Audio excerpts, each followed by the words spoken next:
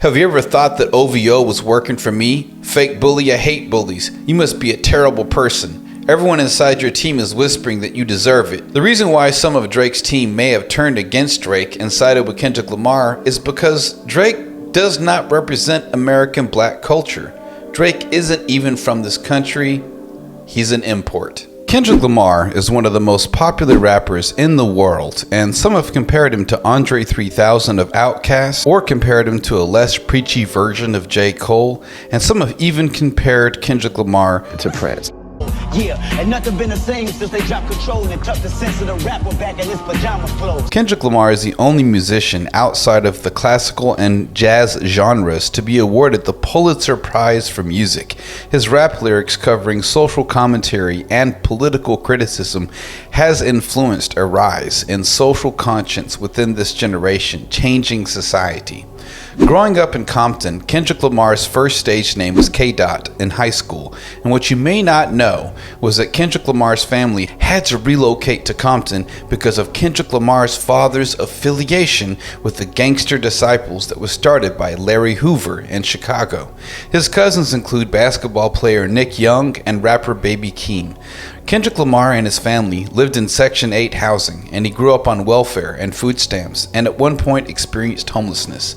Although K-Dot was never a member of a gang, he grew up with close affiliation with the West Side Pirates, a subset of the Bloods gang. Conversely, he also grew up listening to his grandmother read the Bible to him.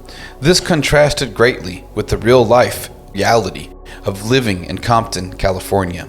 In Good Kid, Mad City, you can hear samples of prayers by family members at the end of many of his tracks, no doubt drawing from Kendrick Lamar's childhood experiences. Kendrick Lamar was introduced to police brutality after living through the first day of the 1992 LA riots. When Kendrick Lamar was 5 years old, he witnessed a murder for the first time while sitting outside his apartment as a teenage drug dealer was killed in a drive-by shooting. After sneaking into house parties and hearing a recording of his voice for the first time, Kendrick Lamar became interested in hip-hop and began rapping. K-Dot hated going to summer school in the 10th grade because it forced him to become involved in a gang war and encounters with the police. It got so bad that his dad, the former Gangster Disciples member, had to stage an intervention for Kendrick Lamar, and after that, K-Dot distanced himself more from gang life. Kendrick Lamar recorded 5 mixtapes in the 2000s. His first was Youngest Head Nigga in Charge, Hub City Threat, Minor of the Year, which was released when Kendrick was a senior in high school. These mixtapes were made of freestyles over the production of popular hip-hop songs. Kendrick Lamar's friend, Dave Free, recorded music with Kendrick at Free's garage studio and at his older brother's Hyde Park apartment. While repairing a computer for Anthony Top Dog Tiffith, Dave Free passed Kendrick Lamar's mixtape to Tiffith, who asked K-Dot to audition for his record label. After freestyling for 2 hours straight during his audition, Kendrick Lamar was signed to Top Dog Entertainment, along with the rapper J-Rock. Shortly after this, Kendrick Lamar joined rappers Ab-Soul and Schoolboy Q to create the hip-hop supergroup Black Hippie.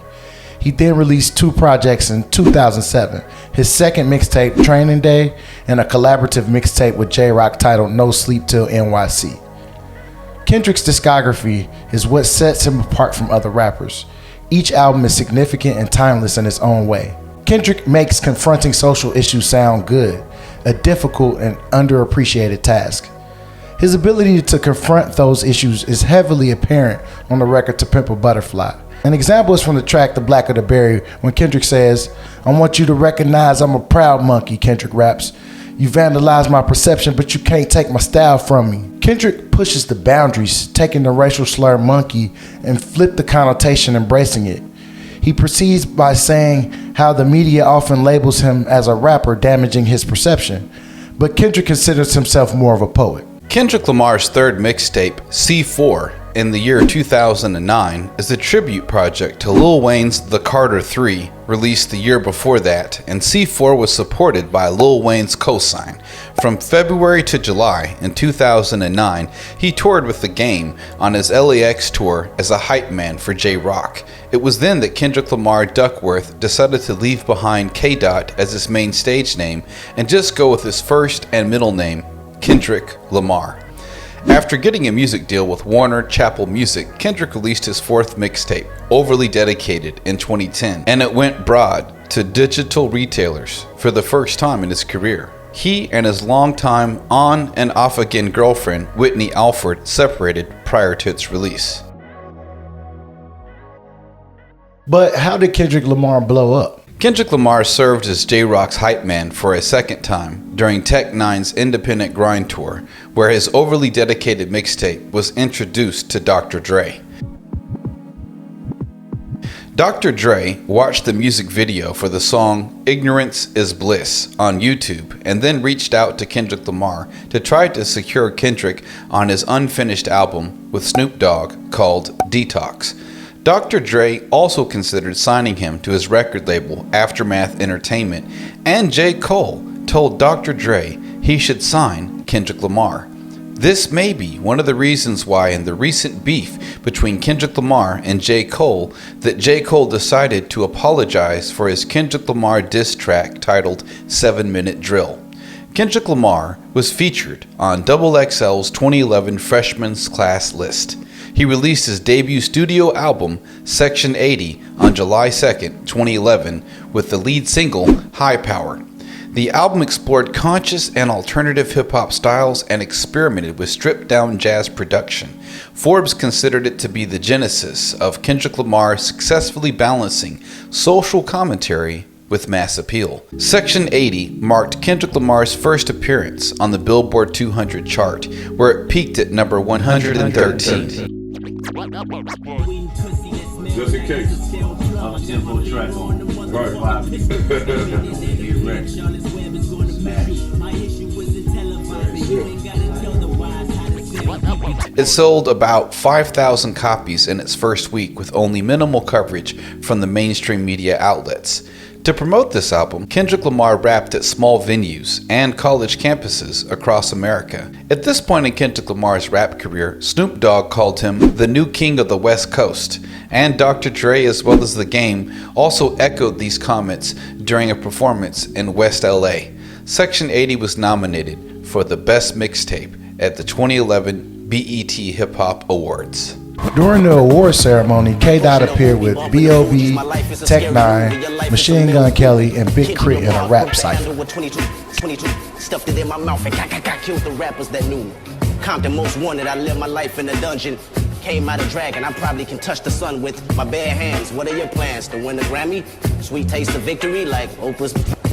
Don't judge me, there's just some irony, trust me. I like to laugh and you're lucky, my sense of humor is rumored to be a Gemini's company. Come with me to the planet rock, and I plan to rock at a plantation chasing many legends that made it. Face it, you'll never be back 10 even when the planet stopped. I'm 2012 on a 12-inch, aiming straight for your pelvis. Elvis will come back as a black if you was hot. You're just a mascot on the Kim Kardashian ass shot.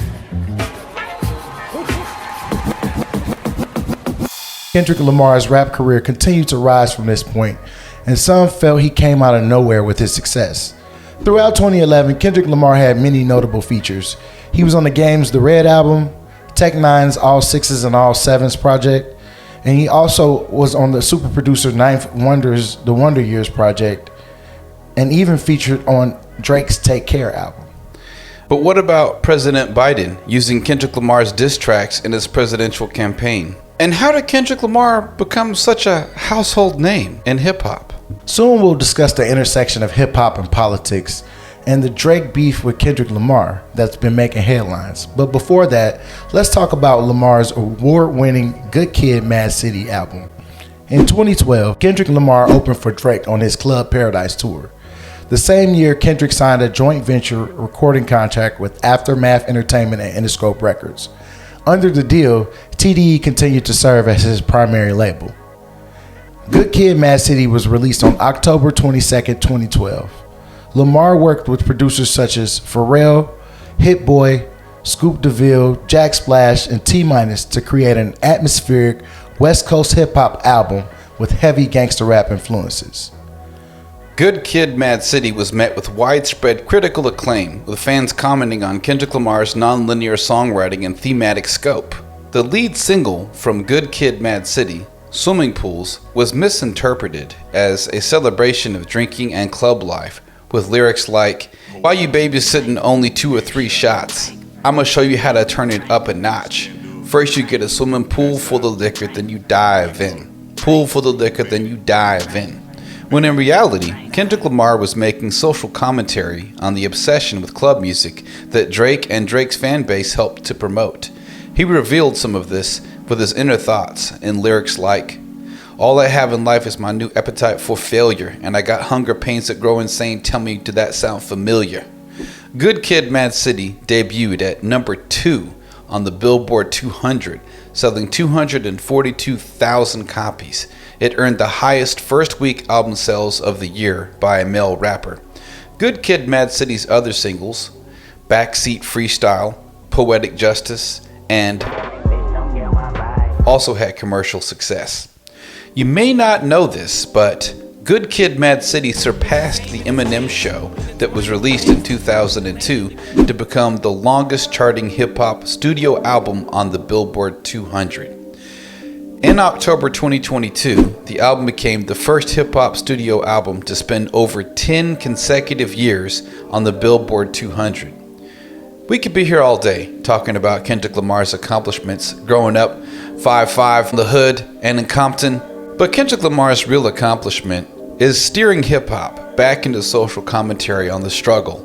Kendrick Lamar is part of a cultural zeitgeist and values hip-hop as a community, celebrating black culture. Kendrick Lamar asks the hard questions that many aren't ready to address or ask about the state of music. Kendrick Lamar as an artist has emerged as the king of rap, winning 17 Grammys and a Pulitzer Prize. While contemporaries such as Drake have had more hits, Lamar has earned the respect of the culture as the most important rapper of his generation.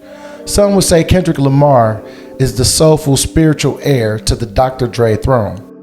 His work is healing a lot of really deep wounds within the black community, within the broader American community, and within the hip-hop community.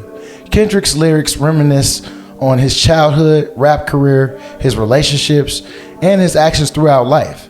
His lyrics show how he moves through a world that often judges him on his appearance and puts him in a box before anything else. All of Kendrick Lamar's albums portray Kendrick's life in Compton, dealing with manipulative people from the neighborhood, being mistaken in gang life, and losing dear friends to poverty and violence. No matter what gender, age, race, or orientation, the way the images are painted by his words allow any individual to see the picture of what struggle is really like, inside and out. These are feelings we can all relate to. These go deeper than club music to dance to while sipping liquor and rolling on X. So what's the secret to Kendrick Lamar's continued success? He successfully hoodwinked America into loving politically leaning, musically adventurous rap music. The nature of Kendrick Lamar's musical style has been described as anti-flamboyant, interior, and complex. He is rooted in West Coast hip-hop and has continually reinvented his sound by branching out into other genres of music. Kendrick Lamar is considered to be the greatest and most important rapper of his generation. Billboard and Vibe named him the second greatest rapper of all time behind Jay-Z. Described as a blazing technical rapper and a relentless searcher by the New York Times, Kendrick Lamar's limber and dexterous flow switches from derivative to generative metrics while incorporating internal and multi-syllabic rhyme schemes. Some of his rhyme manipulations feature flexible new school styles evoking the 1990s, while others use a more rigid old school element recalling the 1980s rap era. Kendrick Lamar frequently uses syncopation in his melodies to create contradictions between his lyrical content and his rhythms. With Good Kid, Mad City, he plays with pronunciation, inflections, and delivery to mirror the album's emotional range. Swing time is also used throughout his album To Pimp a Butterfly in a nod to the performance and methods of jazz musicians. K-Dot possesses a versatile tenor in his vocal range and a raspy half-shout timbre. Andre 3000 was the first rapper that introduced him to singing sensibilities in hip-hop, and he writes melody-driven songs as practice for his rap albums. As one of the most influential musicians of the 2010s, Kendrick Lamar has created a paradigm shift in contemporary hip-hop and popular culture.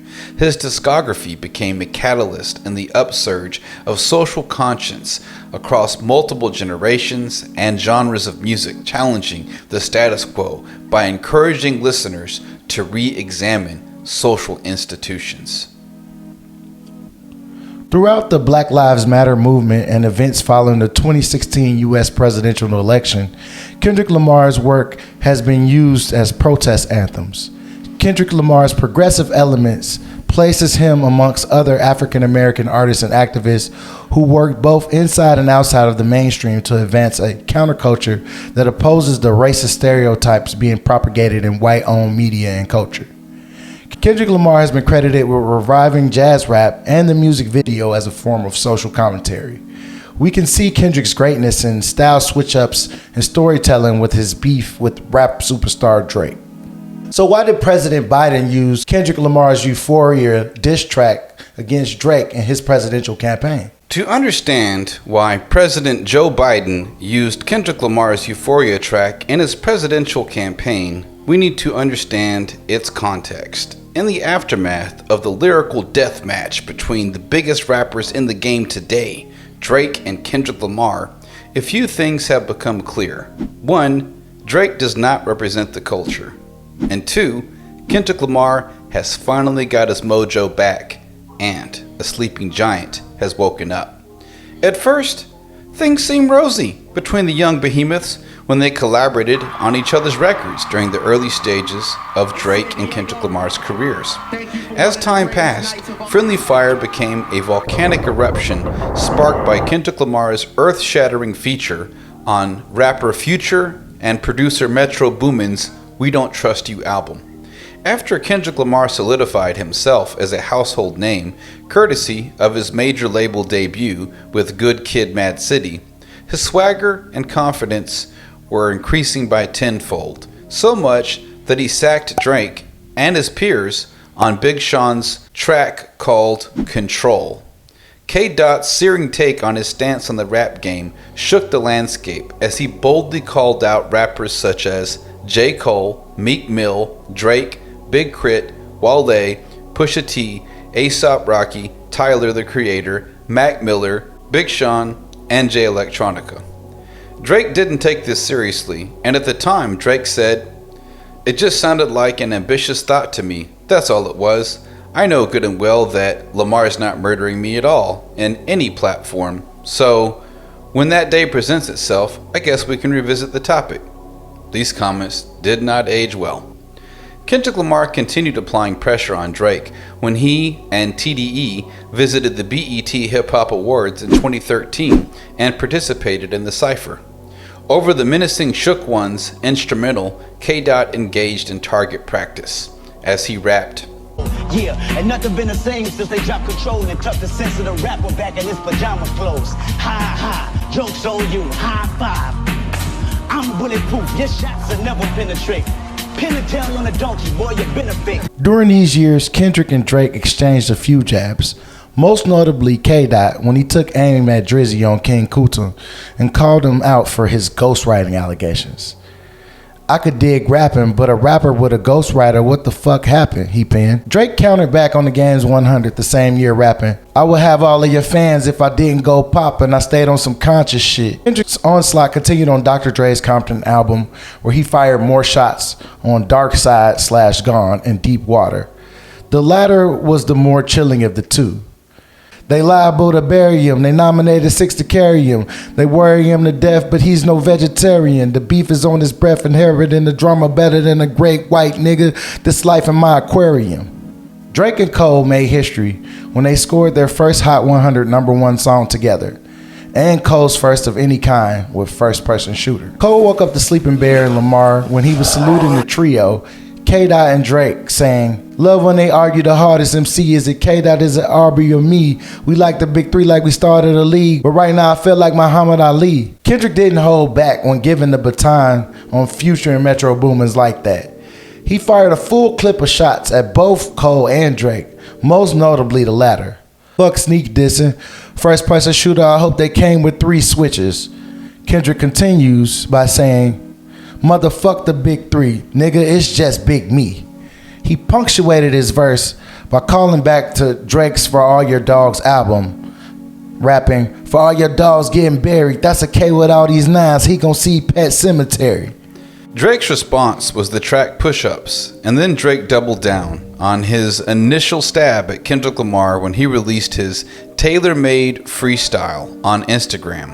Drake portrayed hip-hop culture with this move, and in many hip-hop fans' eyes, using AI vocals to rap in the voices of Tupac and Snoop Dogg on their respective verses on his Tailor-Made Freestyle was not only a betrayal to Tupac and Tupac's legacy, but hip-hop culture itself. Drake's move came at a high cost, as Tupac's estate, a significant player in the late rapper's career, threatened to sue Drake if he didn't remove the song from his social media accounts. The tension and the drama continued to escalate, and Drake took the track off of his pages. Kendrick Lamar did not pull punches with his diss track against Drake titled Euphoria.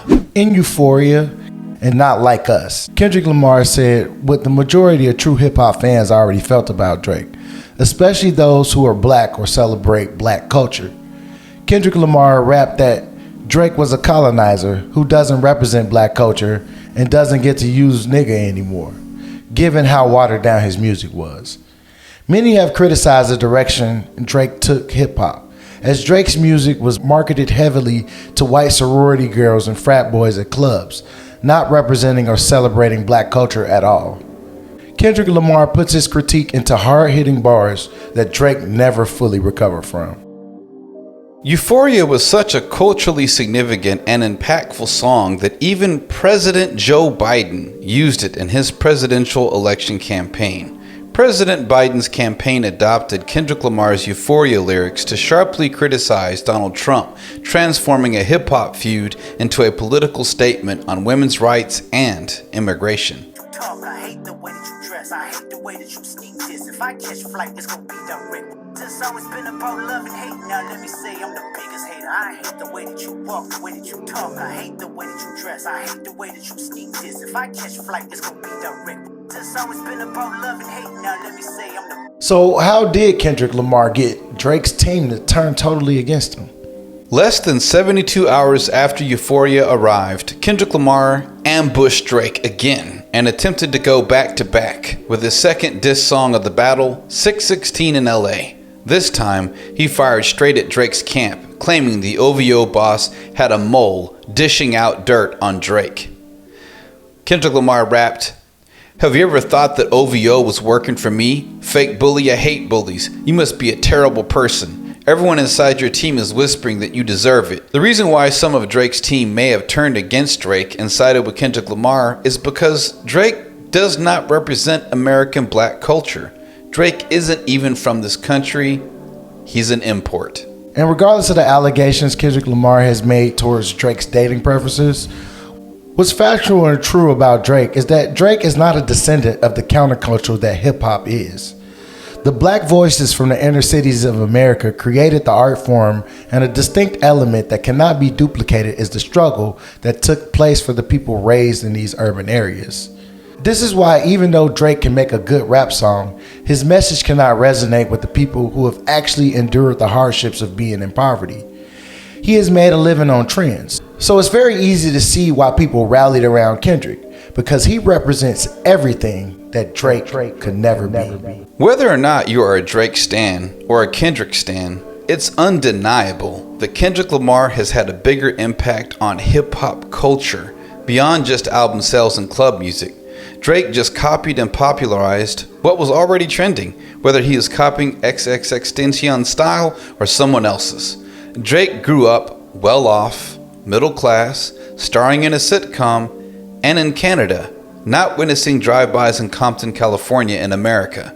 Drake trying to act gangsta not only isn't staying in his lane, it's fake, and it's not based on real life experiences.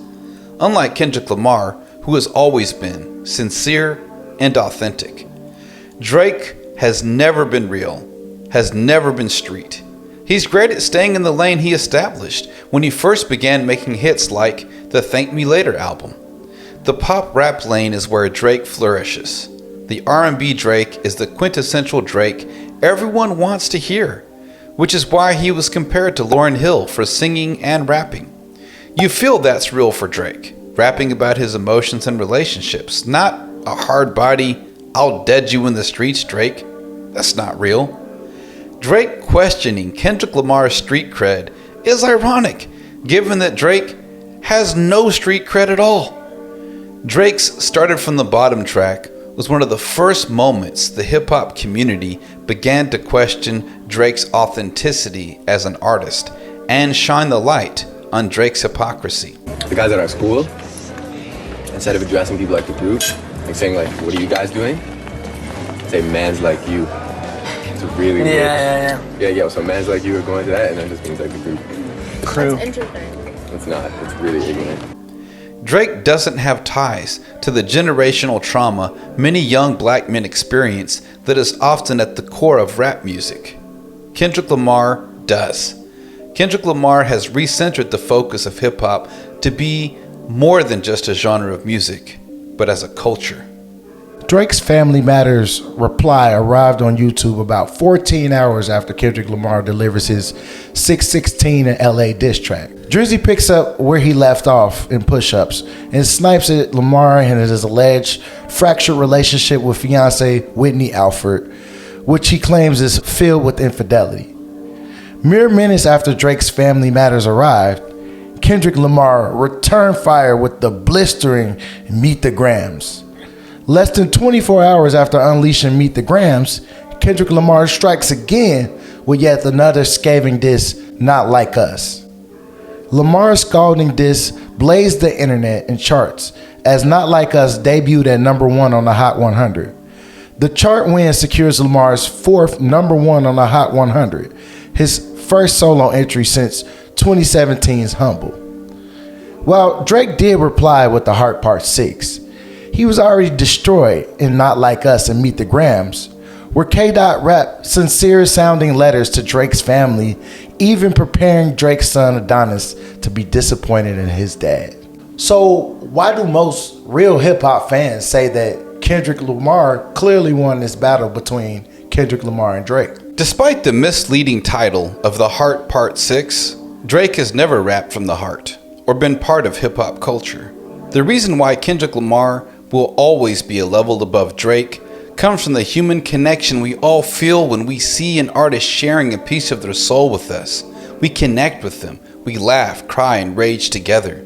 King Kendrick will continue to influence and shape hip-hop culture and society itself, turning an introspective eye inward and figuring out what we're going to do next. Kendrick Lamar's music has consistently garnered critical acclaim and commercial success, a rare combination in the music industry, as well as support from artists who have paved the way for his advancement, earning him the nickname King Kendrick. Branded as a master of storytelling, Kendrick Lamar has been referred to as one of the greatest lyricists in modern hip-hop by several publications, his peers, and the hip-hop community at large. Kendrick Lamar is the greatest rapper alive at the time of this video because, well, to quote Kendrick Lamar's rap song Real, featuring Anna Wise, it's because I do what I want to do. I say what I want to say when I feel, and I look in the mirror and know I'm there. With my hands in the air, I'm proud to say, yeah.